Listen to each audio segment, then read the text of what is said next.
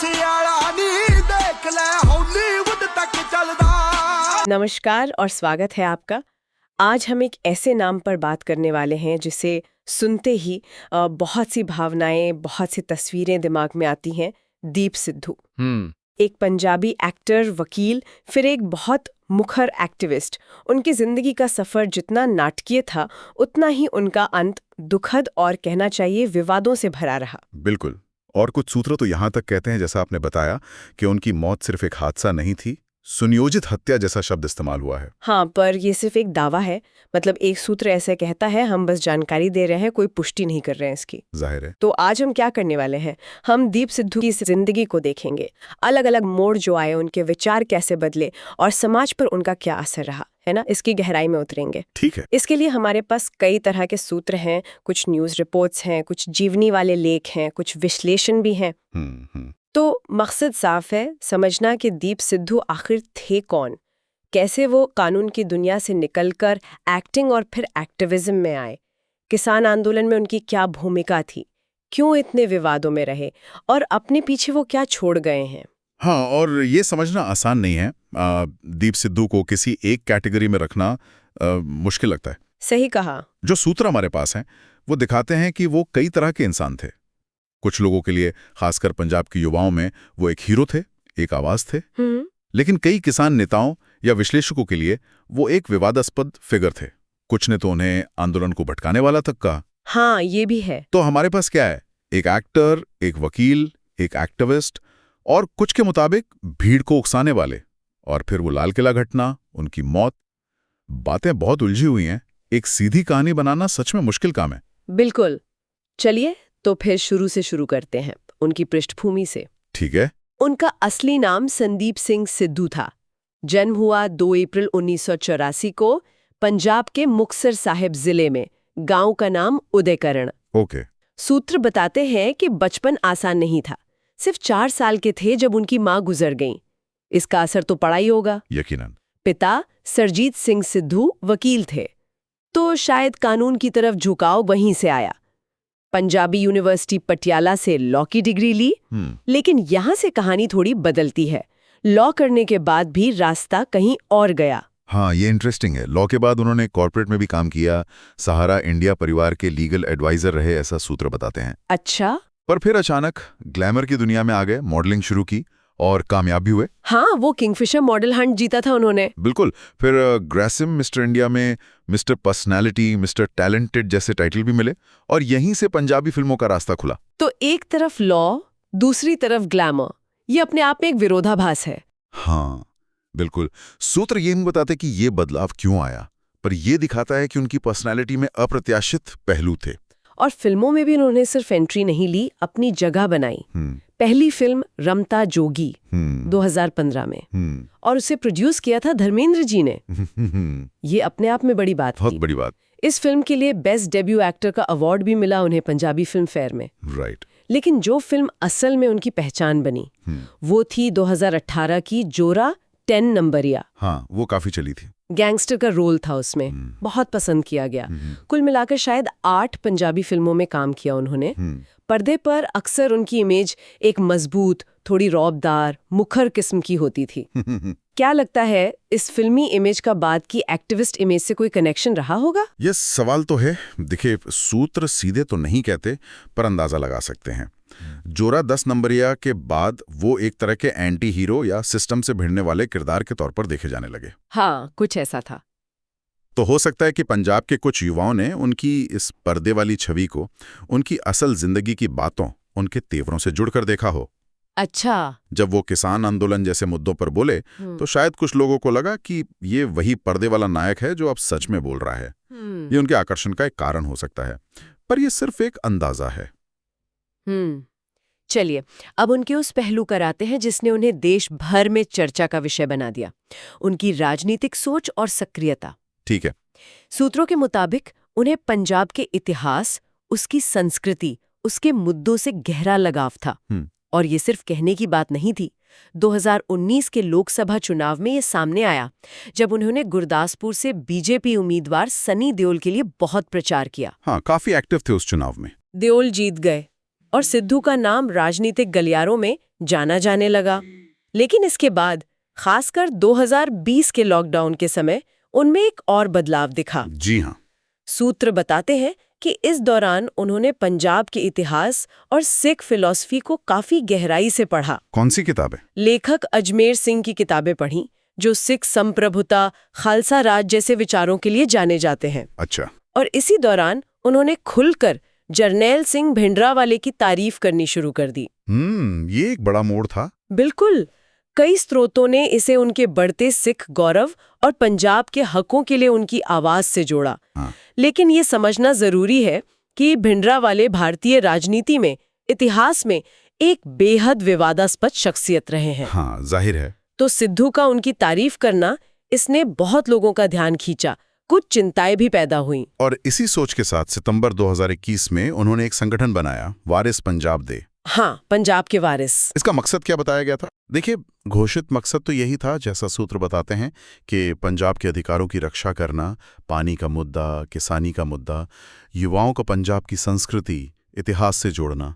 एक सामाजिक मंच जैसा। हाँ, सिद्धू इसे एक सामाजिक मंच ही बता रहे थे, पंजाब के हकों के लिए आवाज उठाने वाला।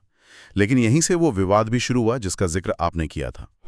वो दोहरापन। हाँ, एक तरफ वो पंजाब के मुद्दे, सिख पहचान की बात कर रहे थे, दूसरी तरफ किसान आंदोलन में जो बड़े नेता थे, संगठन थे, उन्होंने उन पर शक करना शुरू कर दिया था। हाँ, और ये आरोप मतलब काफी गंभीर थे। बिल्कुल। कुछ किसान नेताओं ने तो, जैसा श्रुत बताते हैं, सीधा कह दिया कि वो बीजेपी आरएसएस के एजेंट हैं और कोशिश कर रहे हैं कि आंदोलन कमजोर हो जाए या भटक जाए। अब ये कितना सच था, कितना नहीं, ये कहना तो मुश्किल है। मुश्किल है, हाँ। लेकिन आरोप तो लगे थे, ये साफ है। और सिद्धू ने हमेशा मना किया। वो कहते रहे कि नहीं, मैं तो पंजाब के लिए, किसानों के लिए खड़ा हूं। वही तो एक तरफ वो खुद को ऐसे दिखा रहे थे, पंजाबियत, सिख पहचान के हिमायती, और दूसरी तरफ ये इल्जाम कि वो आंदोलन तोड़ रहे हैं। यही वो कॉम्प्लेक्सिटी है, मतलब उनके किरदार की, उनकी भूमिका की। सही। अच्छा, अब आते हैं किसान आंदोलन में उनकी सीधी भागीदारी पर। ठीक है। वो शुरू से ही काफी एक्टिव थे। सितंबर 2020 में जब किसान दिल्ली बॉर्डर की तरफ बढ़ रहे थे, तो सिद्धू शंभू बॉर्डर पर धरने पर बैठे दिखे थे। तस्वीरें आई थी काफी। उन्होंने अपने सोशल मीडिया का खूब इस्तेमाल किया, किसानों की बात रखी, सरकार पर सवाल उठाए, और जल्दी ही वो आंदोलन का एक जाना पहचाना चेहरा बन गए। खासकर युवाओं में काफी पॉपुलर हुए। हाँ, उनकी फॉलोइंग बड़ी थी। लेकिन फिर आई 26 जनवरी 2021, गणतंत्र दिवस। उस दिन ने सब कुछ बदल दिया। क्या हुआ था उस दिन, सूत्र क्या बताते हैं? 26 जनवरी किसानों की ट्रैक्टर परेड का दिन था दिल्ली में। पुलिस और किसान नेताओं में रूट तय हुए थे। हाँ। लेकिन उस दिन चीजें हाथ से निकल गईं। प्रदर्शनकारियों का एक बड़ा ग्रुप तय रूट से हट गया और लाल किले की तरफ चला गया। उनमें से कुछ लाल किले के अंदर घुस गए और वो प्राचीर जहां प्रधानमंत्री झंडा फहराते हैं, उसके पास एक खंभे पर निशान साहिब, मतलब सिख धर्म का झंडा, और एक किसानी झंडा लगा दिया। और दीप सिद्धू वहां मौजूद थे। हाँ, वो उस वक्त लाल किले पर थे। उन्होंने वहां से फेसबुक लाइव भी किया था। और यहीं से सारा बखेड़ा खड़ा हुआ। आरोप क्या लगे उन पर? मुख्य आरोप यही था कि उन्होंने भीड़ को उकसाया, लाल किले जाने के लिए भड़काया, जिससे हिंसा हुई और आंदोलन की इमेज खराब हुई। जो बड़े किसान संगठन थे, संयुक्त किसान मोर्चा वाले, उन्होंने फौरन सिद्धू से दूरी बना ली। कहा कि इन्होंने आंदोलन हाईजैक कर लिया, ये सरकार के हाथों खेल रहे हैं, लाल किले का कार्यक्रम हमारे प्लान में नहीं था। और सिद्धू का क्या कहना था? सिद्धू ने इन आरोपों को खारिज किया। उन्होंने वीडियो जारी किए, कहा कि वो भावनाओं में बह कर गए थे, लेकिन तिरंगे का कोई अपमान नहीं हुआ, उसे हटाया नहीं गया। अच्छा। उन्होंने कहा कि बस एक खाली पोल पर निशान साहिब और किसानी झंडा फहराया था, जो शांतिपूर्ण विरोध का तरीका था, और उन्हें बलि का बकरा बनाया जा रहा है। तो मतलब एकदम दो फाड़ हो गया, एक तरफ हीरो, दूसरी तरफ विलन। बिल्कुल। उनके समर्थक कहने लगे कि देखो, इसने सत्ता के केंद्र में जाकर आवाज उठाई। आलोचक कहने लगे कि इसने सब गुड़ गोबर कर दिया, आंदोलन को नुकसान पहुंचाया।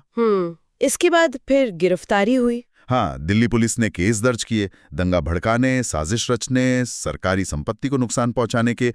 कुछ दिन वो फरार रहे, फिर 9 फरवरी 2021 को गिरफ्तार हो गए। कितने दिन जेल में रहे? करीब 2.5 महीने। अप्रैल 2021 में जमानत मिली, लेकिन जैसे ही बाहर आए, एक और केस में गिरफ्तार हो गए। अरे! हाँ, वो आर्कियोलॉजिकल सर्वे ऑफ इंडिया ने केस किया था, लाल किले को नुकसान पहुंचाने का। खैर उसमें भी जल्दी जमानत मिल गई। और भी कोई विवाद था इस दौरान? हाँ, एक पुराना मामला उठा था। उन पर अनुसूचित जाति समुदाय की भावनाएं आहत करने का आरोप लगा था। उसके लिए उन्हें माफी भी मांगनी पड़ी थी। और सनी देओल? सनी देओल ने लाल किला घटना के बाद पब्लिकली उनसे दूरी बना ली थी। कहा था कि मेरा या मेरे परिवार का दीप सिद्धू से कोई लेना देना नहीं है। अच्छा। तो ये सब चलता रहा। गिरफ्तारी, जमानत, नए आरोप, और फिर अचानक 15 फरवरी 2022 उनकी मौत की खबर। जी। ये बहुत शॉकिंग था सबके लिए। कैसे हुआ ये हादसा? 15 फरवरी 2022 की रात थी। सिद्धू दिल्ली से पंजाब जा रहे थे, कुंडली मानेसर पलवल एक्सप्रेसवे, मतलब केएमपी एक्सप्रेसवे पर। उनकी स्कॉर्पियो गाड़ी सड़क किनारे खड़े एक ट्रक से पीछे से टकरा गई, सोनीपत के पास। टक्कर बहुत भयानक थी और गाड़ी का अगला हिस्सा बुरी तरह पिचक गया और दीप सिद्धू की मौके पर ही मौत हो गई। हे भगवान। सूत्र बताते हैं कि गाड़ी में उनके साथ उनकी मंगेतर रीना राय भी थीं।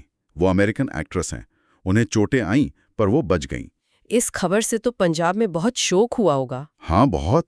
खासकर उनके समर्थक युवा बहुत दुखी थे। शोक की लहर दौड़ गई थी। लेकिन जैसा हमने शुरू में कहा था, उनकी मौत पर भी सवाल उठे। कुछ अलग बातें भी सामने आईं। हाँ, वो जो एक स्रोत का आपने जिक्र किया था जिसने इसे सिर्फ हादसा मानने से इनकार किया। हाँ, क्या दावा था वो एक बार फिर से साफ कर दें? उस स्रोत के हवाले से कहा गया कि ये साधारण हादसा नहीं बल्कि सोची समझी साजिश, एक प्लान्ड मर्डर था। उसी स्रोत ने यह भी कहा कि उनके साथ कोई नहीं था, कोई गर्लफ्रेंड नहीं। लेकिन ये बात तो दूसरी रिपोर्ट से मेल नहीं खाती, जिनमें रीना राय के होने और बचने का जिक्र है। बिल्कुल, इसीलिए जरूरी है कि हम इसे सिर्फ एक स्रोत का दावा बता रहे हैं, फैक्ट नहीं। पुलिस जांच में तो ये सड़क हादसा ही था। ठीक है। पर हाँ, एहगावों ने उनकी मौत को भी विवादों में ला दिया। उनकी मौत पर जो पहली प्रतिक्रियाएं आईं, वो क्या कहती हैं? पंजाब में बहुत दुख जताया गया। कई नेताओं, धार्मिक हस्तियों ने शोक व्यक्त किया। एसजीपीसी, शिरोमणि गुरुद्वारा प्रबंधक कमेटी के जो उस वक्त के अध्यक्ष थे, उन्होंने भी बयान दिया। क्या कहा उन्होंने? उन्होंने किसान संघर्ष के लिए युवाओं को जोड़ने में सिद्धू की भूमिका को माना। ये थोड़ा अलग था क्योंकि पहले कुछ किसान नेता उनसे दूरी बना रहे थे। तो अब अगर उनकी विरासत की बात करें, कैसे याद किया जाता है उन्हें? ये भी बटा हुआ है शायद। बहुत ज्यादा बटा हुआ है। एक तरफ उनके समर्थक हैं, हाँ, जो उन्हें शहीद मानते हैं, पंजाब के हकों के लिए लड़ने वाला। उनकी मौत के बाद तो जैसे उनकी लोकप्रियता और बढ़ गई। सिद्धू मूसेवाला ने भी अपने गाने में। बिल्कुल, दिवंगत गायक सिद्धू मूसेवाला ने अपने गाने SYL में दीप सिद्धू के भाषण का हिस्सा इस्तेमाल किया। इससे युवाओं में उनकी छवि और मजबूत हुई। और दूसरी तरफ आलोचक हैं जो उन्हें आज भी मौका परस्त मानते हैं। कहते हैं कि उन्होंने आंदोलन को नुकसान पहुंचाया। अक्टूबर 2022 में एक खबर आई थी कि SGPC उनकी तस्वीर सेंट्रल सिख म्यूजियम में लगाने का सोच रही है। हाँ, ऐसी खबरें थीं अमृतसर में।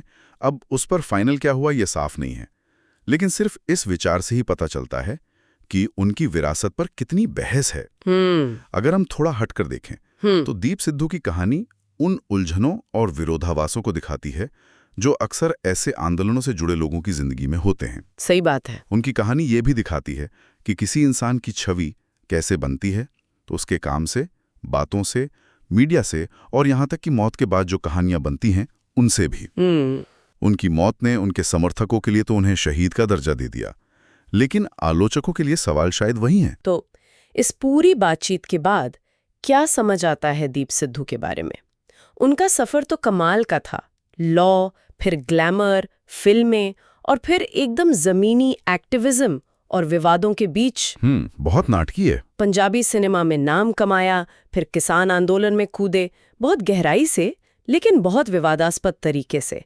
लाल किला कांड हुआ, गिरफ्तारी हुई, और फिर वो दुखद मौत। जी। हमारे सूत्र एक ऐसे इंसान की तस्वीर बनाते हैं जो जुनून से भरा था, अपनी बातों को लेकर बहुत मुखर था, पंजाब और उसकी पहचान से गहरा जुड़ाव रखता था। हाँ। लेकिन साथ ही वो एक ऐसी शख्सियत भी थे जिसने बहुत मतभेद पैदा किए, जिनका रास्ता विवादों से भरा रहा। बिल्कुल, और यही विरासत का सवाल अहम हो जाता है, खासकर जब कोई ऐसे आंदोलन से जुड़ा हो जो समाज को बांट देता है। कहानी कभी सीधी नहीं होती। अलग अलग लोग, अलग अलग समूह चीजों को अपने अपने नजरिए से देखते हैं, याद रखते हैं। दीप सिद्धू के साथ भी यही हुआ। सही। तो अगर हम सिर्फ इन स्रोतों के आधार पर एक सवाल छोड़ें सोचने के लिए, तो वो ये हो सकता है, सूत्र बार बार उनके पंजाब के इतिहास, सिख पहचान, भिंडरावाले जैसे लोगों से जुड़ाव को किसान आंदोलन में उनकी भूमिका से जोड़ते हैं। हाँ, ये कनेक्शन दिखता है। तो सोचने वाली बात यह है कि ये जो इतिहास का संदर्भ था और जो आज की एक्टिविज्म थी, ये दोनों उनके पब्लिक पर्सोना और उनके कामों में कैसे मिले हुए थे, और ये मिलाप आज पंजाब की पहचान की राजनीति के बारे में क्या बताता है? एक अहम सवाल। और इसी सवाल के साथ हम दीप सिद्धू के जीवन और उनकी विरासत पर आज की ये चर्चा यहीं खत्म करते हैं।